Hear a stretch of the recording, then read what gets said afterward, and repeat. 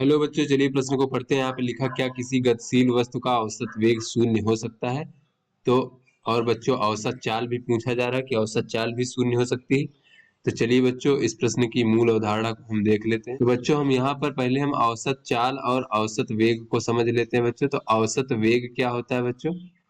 तो दिए गए समय अंतराल में जो है बच्चों, वस्तु का कुल विस्थापन और भागे बच्चों समय अंतराल, या फिर बच्चों कुल समय कह ले हम, भागे कुल समय। तो इसे हम बच्चों हम औसत वेग कहते हैं। और अगर हम औसत चाल की बात करें बच्चों, तो वस्तु के द्वारा तय की गई कुल दूरी और भागे बच्चों कुल समय, ये हमारा औसत चाल कहलाता है।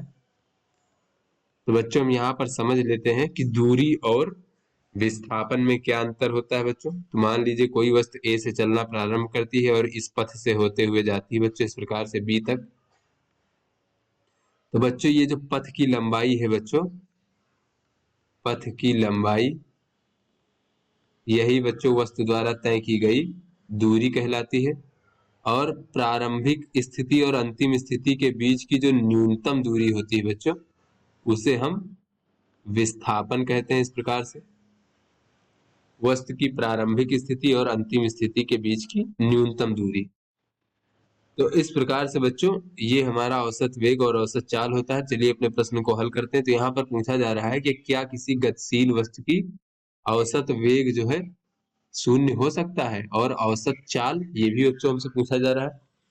तो बच्चों, यहाँ पर हम देख सकते हैं कि कोई हमारा यदि इस प्रकार से एक गतिशील वस्तु बच्चों यहाँ से चलना प्रारंभ करता है इस प्रकार से, और इस प्रकार से बच्चों किसी समय बाद वो पुनः यहीं पर बच्चों इस प्रकार से वापस आ जाता है बच्चों।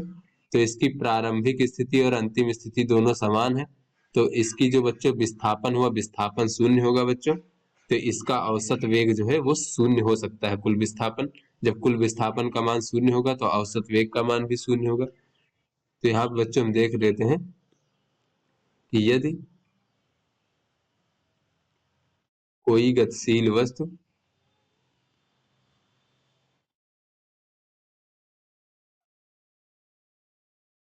दिए गए समय अंतराल के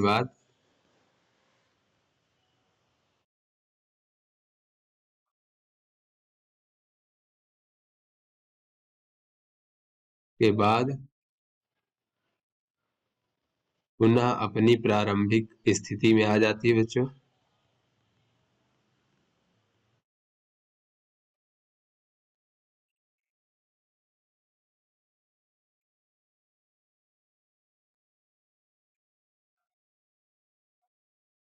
तो बच्चों क्या होगा? तो वस्तु का दिए गए समय अंतराल में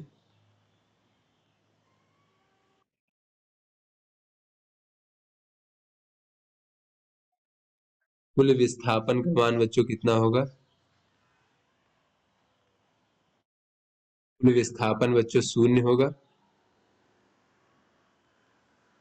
अतः गतिशील वस्तु का वेग जो है बच्चों, औसत वेग,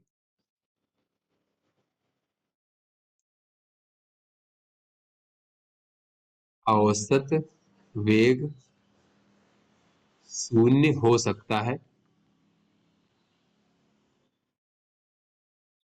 क्योंकि बच्चों जब कुल विस्थापन का मान शून्य होगा तो फिर औसत वेग का मान भी शून्य होगा। और बच्चों यहाँ पर जो गतिशील वस्तु है बच्चों, तो उसके जो तय की गई दूरी होती है बच्चों, कुल दूरी। तो दूरी क्या होता है? उसके चले गए पथ की लंबाई होती है बच्चों। तो अगर वो गतिशील है तो उसके जिस पथ पर चल रहा है उस पथ की लंबाई कभी शून्य नहीं हो सकती। तो यहाँ पर बच्चों हम देख लेते हैं, किंतु गतिशील वस्तु के द्वारा चली गई दूरी शून्य नहीं हो सकता बच्चों। अगर वो गतिशील है तो कुछ ना कुछ दूरी अवश्य तय की होगी। दूरी का मान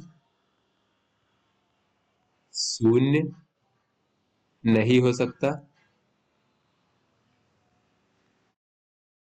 अतः औसत चाल का मान जो है बच्चों कभी भी शून्य नहीं होगा।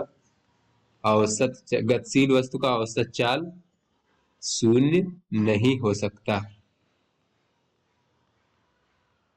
तो आशा करते हैं बच्चों ये आपको समझ में आ गया होगा। धन्यवाद।